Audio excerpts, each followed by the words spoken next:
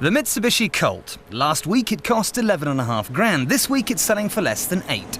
The Japanese giant has grabbed headlines by cutting prices. Customers believe that they are being ripped off at the moment. The consumers do not believe the motor industry's argument that our prices are competitive. They believe that our cars are overpriced. We have taken the action to give confidence back to the consumer to ensure that they will return into our showrooms and buy our cars. That is the reason we've reduced our prices. But you say Mitsubishi are hardly Ford or Vauxhall, and you'd be right. But I say at least they've had the courage and integrity to be the first UK motor manufacturer to actually lower their prices. What we now want is the other big boys to follow.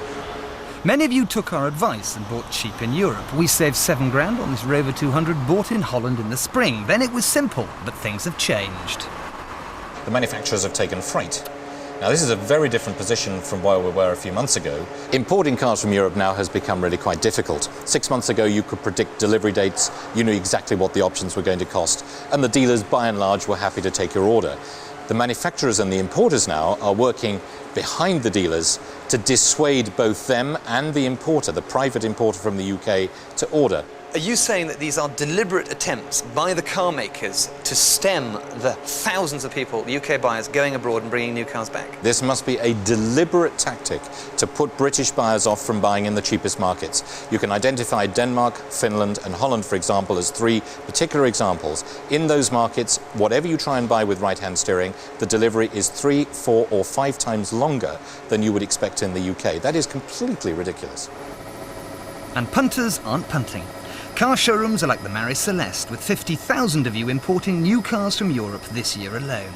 There are 500,000 unsold cars clogging up the system here in the UK, and that's because nobody's buying, everybody's waiting. But despite a bow wave of media pressure, all the industry's given us so far is fudge and compromise. And Ford will reimburse the difference. It's not just a matter of list prices. Free finance, free insurance, etc.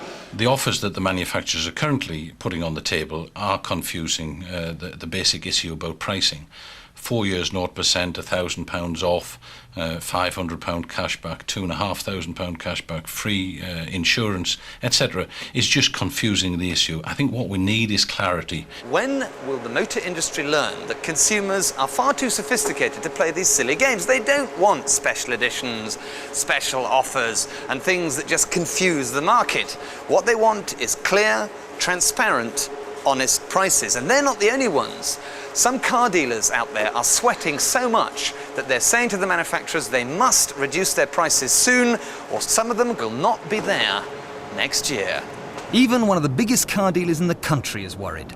Peter Vardy, whose group sells 150,000 cars a year, is angry.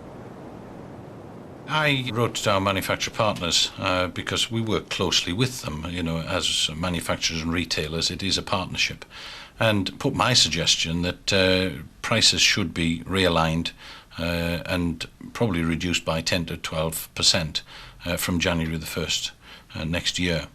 I suggested that it was announced in December, so that the year could get off to a good start.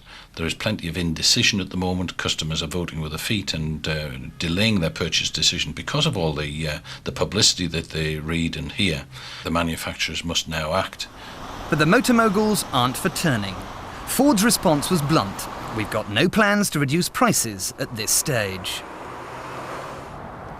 Vauxhall also remained adamant. Our position hasn't changed. Our vehicles are extremely competitively priced. And Rover 2 refused to budge. We've taken action to ensure we're ahead of the game, but have no plans to reduce prices. The fact that consumers are deserting UK showrooms by the 1,000 must send the manufacturers a clear and very obvious message. And that is that to restore consumer confidence and to restore logic and sanity to a market which is close to anarchy, the only thing that's to be done is to follow Mitsubishi's lead and reduce list prices as soon as possible.